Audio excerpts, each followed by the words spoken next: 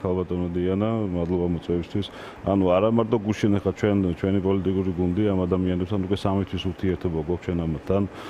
ჩვენ არაერთხელ ვიყავით იქ ადგილზე მისული, გასაუბრებაც ჰქონდა ძალიან ბევრი ამ ადამიანებთან. ჩვენ არაერთი ბრიფინგი გვაქვს გაკეთებული იქიდან ადგილიდანაც, არაერთი Facebook live გვაქვს გაკეთებული. ჩვენ ამ ადამიანებმა დავეხმარეთ იმაში, რომ ამათ მიემართათ, თქვათ, საკრებულოსთვის, მერიისთვის ოფიციალურად წერილობით არსებობს ეს დოკუმენტები, მაგრამ არანაირი გამოხმაურება არ წამოსულა ადგილობრივი ხელისუფლებისგან, არც გამგეობისგან, არც მერიისგან. ეს ადამიანები დაახლოებით იქ არის 120 ოჯახი, აქ არის როგორც სოციალურად დაუცველი. მერია 9 ოჯახზე ლაპარაკობს, როგორც ჩანს, აქ ქალაქში ჩაწერილზე, ანუ ხო, კი, მაგრამ სიათულა აქვს იქ. ხო, მაგრამ ხა რეალურად ფიზიკურად ცხოვრობს 120 ოჯახი, ეს საქართველოს მოქალაქეები არიან და ანუ შეეძლო ხა თბილისის მერიას რომ თქვა შესაბამისი მიმართულებები მიეცა ამაზე რა. ეს 120 ოჯახი ხა სამინისტროს პასუხისმგებლობაც არის ამ საქმეში მერთან ერთად და ზოგადად სახელმწიფოს. კი ბატონო, ანუ საერთოდ ნოლი ყურადღება რა, თქვა ოფიციალურ მიმართვაზე წერილობიძე და ასევე თქვა ის რაც ჩვენ თქვა ბრიფინგებით და Facebook live-ები და რაც ჩვენ ხელმწიფებოდა რა, ინფორმაციის მიწვენა და თქვა საზოგადოებაზე ამის გაცნობა, ანუ არაფერი ნოლი საერთოდ რეაქცია. ეს 120 ოჯახი ხა მოგხსენებათ მანდ არის როგორც სოციალურ დაუცველები, დევნილები და უსახკარო ადამიანები. ახლა ეს ადამიანები, ახლა ეს ტერიტორია თქვენ რომ იცოდეთ ზუსტად რა დაახლოებით 98 წელს არის პრივატიზებული პირდაპირ მიყიდვის წესით.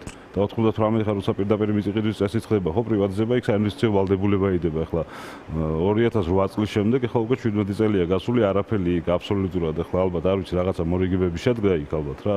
ხელისუფლებასა და კონკრეტულ ინვესტორს შორის რომ იქ არ ეს იყო სანაგვე აი აქამდე, ანუ 3 წელი ახლა სანამ ესენი შევიდოდნენ, იქ იყო ნარკომანების ბუდე, ნარკომანიის და ნარკომანების ბუდე, ეს ადამიანები შევიდნენ, პოლიციამაც იცოდა ამის შესახებ, მერიამაც იცოდა, იმ კონკრეტულმა მესაკუთრემაც იცოდა, ანუ რომ ეს ადამიანები შესულები იყვნენ, ამათმა ეს ტერიტორია დაასუფთავეს, ნაგვისგან გაწმინდეს, ანუ შესასვლელში კარი ჩამოკიდეს თავიანთი სახსრებით და ანუ ის საშუალებები, რა საშუალებებიც ჰქონდათ, ამ დაიწყეს რემონტი ამისი ყველაფრის რა.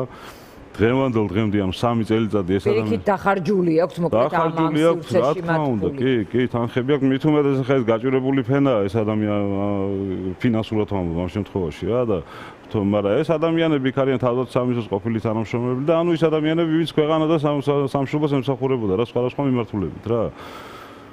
გაარემონტეს ეს ყველაფერი, თანხები ჩადეს ამაში ყველაფერი. შემდგომში ახლა ინვესტორისგან და ახსულებისგან მხოლოდ ახლა რასაც ახლა ბატონი კალაძე ლაპარაკობს, რომ იქ 9 ოჯახი იყო და ესე იგი რა გააკეთეს ამ 9 ოჯახიდან თითო კორპუსში ამოარჩიეს რა, თითო კორპუსიდან ადამიანები და ნუ ამათთან ალამაწარმოეს მოლაპარაკება. აქაც თუნდაც მაგ 9 ოჯახთანაც ამათმა შეთანხმებას ვერ მიაღწიეს რა. იმ გონიურულ შეთანხმებას ამ შემთხვევაში რაც იყო იქ პრობლემა რა. ამის შემდგომში ახსულებისგან და ხა თვითონ ახსულებისგან მუქარა ნარევი თქვა პოზიცია იყო ყოველთვის რომ მოხდებოდა ამათი გასახლება, ანუ ის თქვა ამათი წინადადებები, ანუ რომ შეხვედროდა თქვა ადგილობრივი ხელისუფლება რომ ყოფილიყო თქვა გონივრული წინადადებები, ხა ესენი არ ითხოვდნენ იმას რომ თქვა პირდაპირ ეს რაღაცა შეესახლებინა თქვა სხვა ბინები მიეცათ აქ დაემტკიცებინათ ამათთვის იქ ძალიან დიდი ტერიტორიაა თვითონ რა ამ კორპუსებს მოძებს ძალიან დიდი ტერიტორია, ანუ მერიას შეეძლო ერთადერთი გაეკეთებია ის რომ თქვა ამ ტერიტორიაზე მიეცა ახლა როგორც დღეს ვიცით რომ კორპუსების შემოვლების ბუმია რა საქართველოში და თბილისში. თუნდაც ინვესტორთან ჩაედო ეს ვალდებულება რა, ის აზერბაიჯანის მოქალაქე ყოფილა დაემატებინათ თქვა ამ ინვესტორებისთვის მიეცა თქვა და კოეფიციენტი 0.3-ია თქვა 6-მდე რაღაც ესე გაეზარდათ.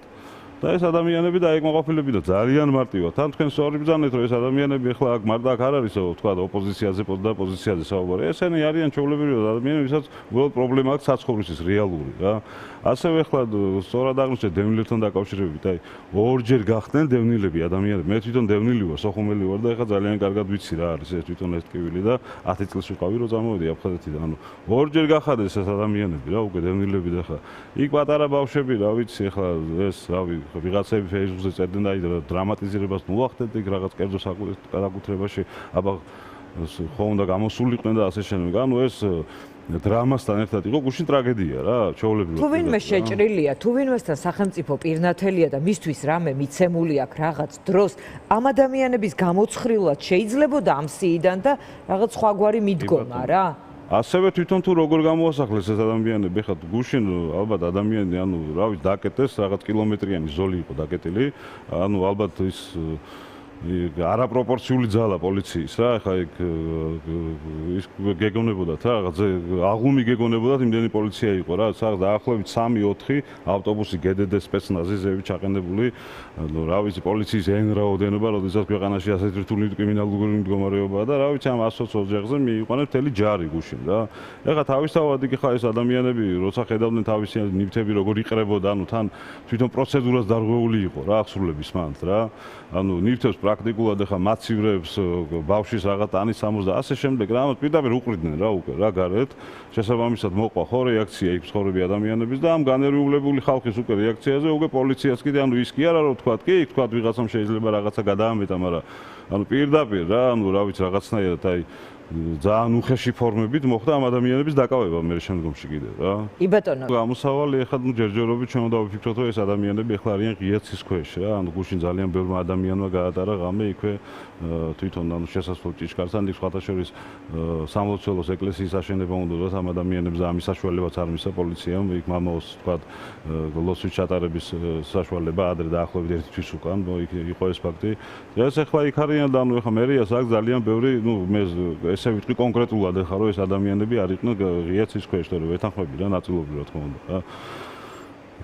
სოციალური საცხოვრისები რა ძალიან ბევრია. ეს საერთოდ დიდი პრობლემაა რა მთელ საქართველოში ეს რა უსაკაროების და ესეთი ადამიანების, აი ფენის ადამიანების. ამიტომ სოციალურ საცხოვრისებში რომ მოხდეს ამათი გადაყვანა ახლა ამ ადამიანების პირველ რიგში რომ ეს ბავშვები გარეთ არ იყვნენ ღიაცის ქვეშ რა.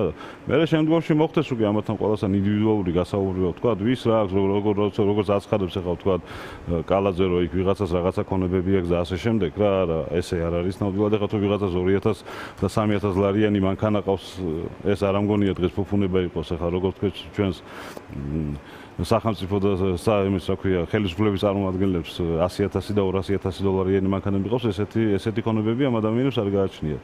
უნდა მოხდეს ამათი გადაყვანა სოციალურ საცხოვრისებში პირველ რიგში და შემდგომში უკვე კომპლექსურად მიდგომა რა იმ საკითხს რომ აი ეს პრობლემა არა მარტო ჩვენ ჩართულები ვიყავით კიდე სხვადასხვა ადგილებში სამგორში ანალოგიური პრობლემებია ბევრი ჩვენ გვიკავშირდება ბევრი ადამიანი ამასთან დაკავშირებით და ჩვენ ამაზე სამართლებრივი გზით ანუ სამართლებრივი მიმართულება გვაქვს მიცემული ან წერილობით ვამბობ მე ჩვენ მარტო არ მოვხდით. კი ბატონო, გიგა, დიდი მადლობა.